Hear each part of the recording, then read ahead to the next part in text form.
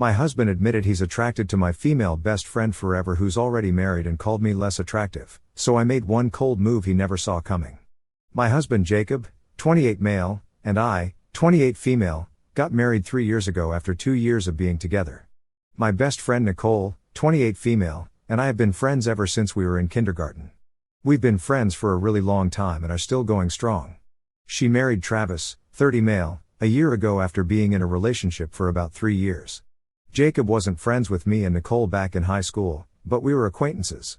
Jacob and I only met at the high school reunion we had a couple of years after graduation, and we became friends there. Nicole had to skip that one because she was sick. He asked me out on a couple of dates, and we realized we had a lot more in common than we'd thought. That's how we got into a relationship, and we were relatively happy. Our married life was great too, and we'd even gone out on several double dates with Nicole and Travis.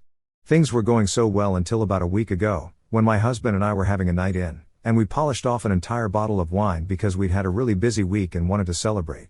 Just for fun, we decided to play that game where we named 5 celebrities who we could hook up with without our partner getting mad at us. I named 5 celebrities, but he was able to name only 4. I was teasing him about it and told him that he needed to name 5, or else I'd win this one. Of course, there was no winning or losing in this game. I was just messing with him, but he thought about it for a while and then blurted out that he'd definitely love to get with Nicole some time or the other if he knew that I wouldn't get mad. I was shocked and didn't know what to say at the time. I tried to laugh it off since he was chuckling as well, but in spite of being drunk as hell, I couldn't find the humor in what he'd said and couldn't just laugh it off. So, I asked him if he was being serious and informed him that he could only name celebrities because it's unlikely that we'll ever even get to meet them. If he names real people, that just makes it weird. He told me that he was serious and even confessed that he'd had a crush on Nicole even when we were in high school. He didn't even think that he should have stopped there and went on to say that he used to think of me as her less attractive sidekick back then. All I could do was stare at him open-mouthed because whatever he was telling me was just so disrespectful and mean. I guess he'd just forgotten that I was his wife now and continued to talk about how he'd love to have a day out with a woman like Nicole and just how lucky Travis is. I'd had enough that night, so I just left the room without a word and went to the bedroom to sleep. I was really upset, but I was also very drunk, so I fell asleep quickly, hoping that I'd forget all of this in the morning. But I didn't forget. The next morning, I decided to confront Jacob about what he'd said the previous night at breakfast. He seemed pretty unaffected by last night, even though I was nursing a terrible hangover. When I asked him if he'd actually meant what he said about Nicole, he told me that it was all true and didn't even seem sorry about it. He wasn't even embarrassed to admit it and just continued to have his cereal. I was getting pissed off because this guy was supposed to be my husband, yet he had no shame in admitting that he'd always been more attracted to my best friend. I decided to ask him if he still found Nicole attractive, and without missing a beat, he told me that he did. That was the last straw for me, and I lashed out at him over it. But instead of apologizing, he doubled down on what he was saying and told me that I needed to just accept it and move on. He did love me more than her and believed that I was his soulmate, but he still thought that Nicole was objectively more attractive than me. If it came down to physical attraction, he'd pick her over me any day, and he expected me not to be offended at that because what's more normal than your husband telling you that if it came down to it, he'd rather sleep with your best friend than you. We got into a really ugly fight, and he left for work after telling me that I was being petty and selfish.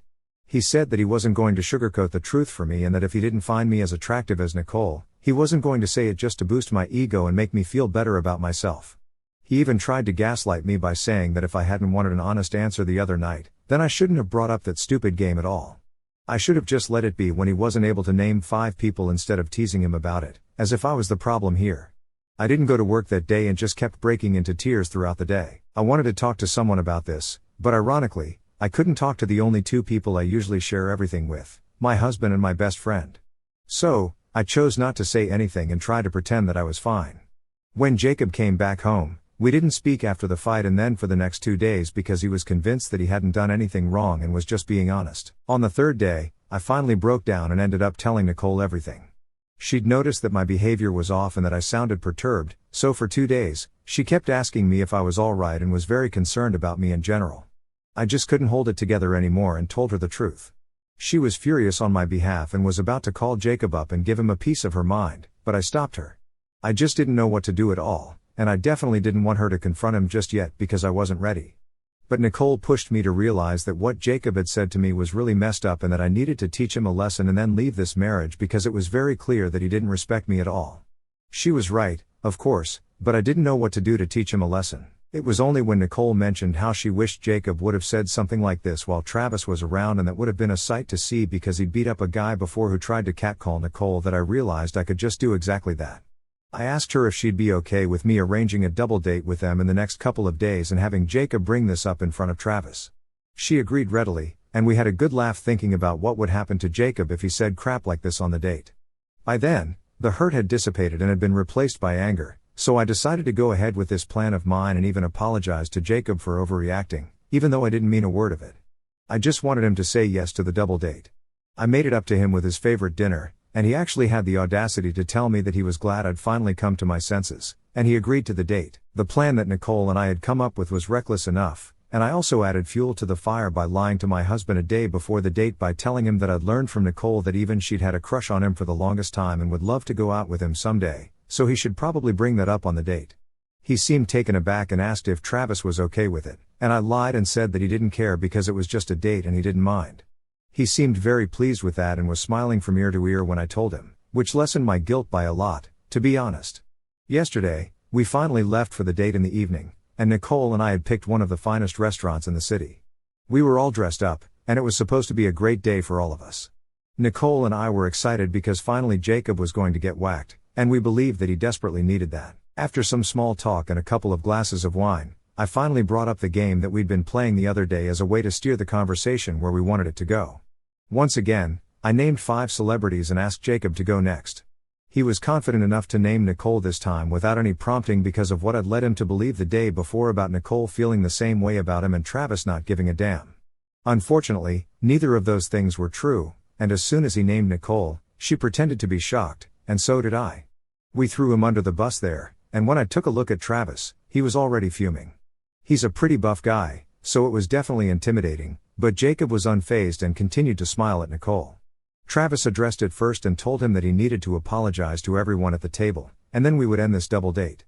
So, Jacob had a chance to read the room and do the right thing, but as usual, he did the exact opposite. He still chose to believe my lies despite the proof of it being untrue right in front of his face in the form of an angry Travis and shocked Nicole.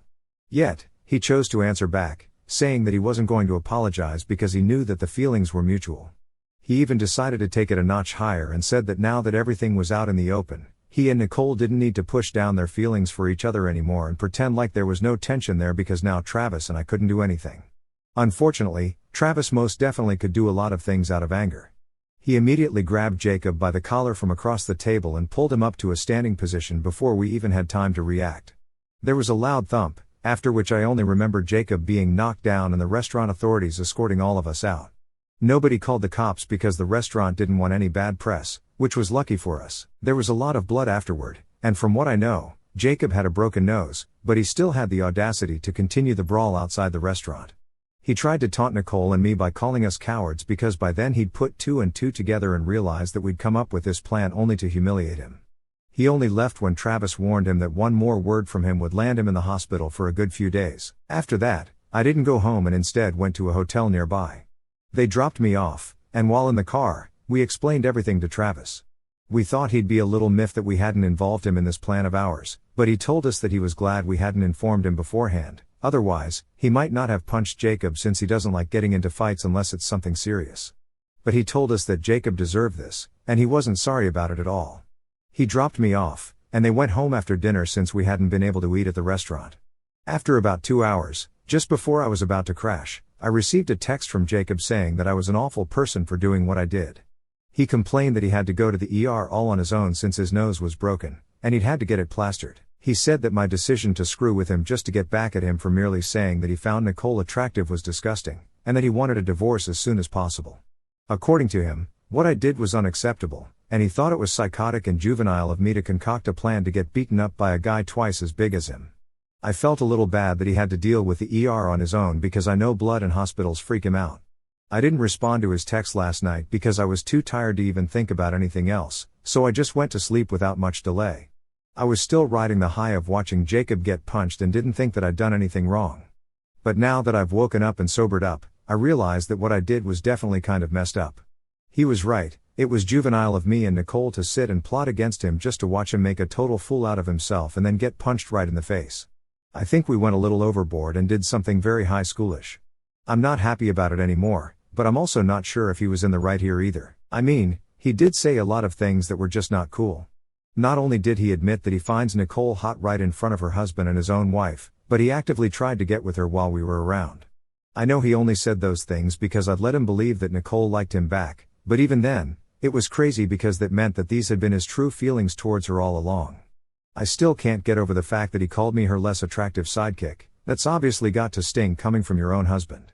I know the marriage is over, but I don't know if I owe him an apology for doing what I did. I do think what I did was petty and kind of overkill, but the things he said last night made it seem like he deserved it. So, am I the for lying to my husband and letting him hit on my best friend just to get him beaten up by her husband? Alright, after reading through all the feedback on my initial post, I have to own up to it. I really screwed up in a major way. A lot of you pointed out that this situation is a classic case where everyone involved is at fault, or ESH as you all put it, and honestly, I can't argue with that assessment anymore. The things my husband said were absolutely revolting and crossed so many lines, showing a complete lack of respect for our marriage and for me as his partner. But looking back, I realized that the way Nicole and I handled it was incredibly immature and thoughtless, like something out of a bad teen drama rather than how adults should resolve conflicts. We completely overlooked Travis's perspective in all this. We essentially manipulated him by banking on his anger issues to serve our own petty revenge, using him as a tool to embarrass and injure Jacob without considering the emotional toll it might take on him. It hits me now how we were deliberately provoking a reaction from Travis, fully aware that he's been putting in serious effort to manage his temper through ongoing therapy. He's come such a long way from his troubled teenage years when he was more impulsive and got into fights as a delinquent, and yet we disregarded that progress entirely. By scheming like that, we turned his personal struggle into a spectacle for our amusement, which was not only insensitive but downright cruel. I was so blinded by my own rage and desire for payback that I didn't pause to reflect on the bigger picture or the potential consequences for everyone. Nicole feels the same remorse now. We're both mortified when we think about our actions with clearer heads, away from the heat of the moment. It's embarrassing to admit how spiteful we were, letting emotions override any sense of fairness or maturity. That's why we've decided that an apology to Jacob is absolutely necessary. He ended up with real physical injuries, a broken nose that required medical attention, and as many commenters wisely noted, there's still a risk he could decide to pursue legal action, like pressing charges against Travis.